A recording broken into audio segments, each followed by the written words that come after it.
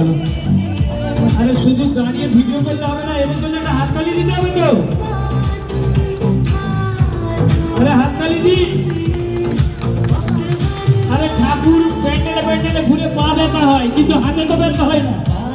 একটু জোরে হাততালি হয়ে যাক সবার জন্য।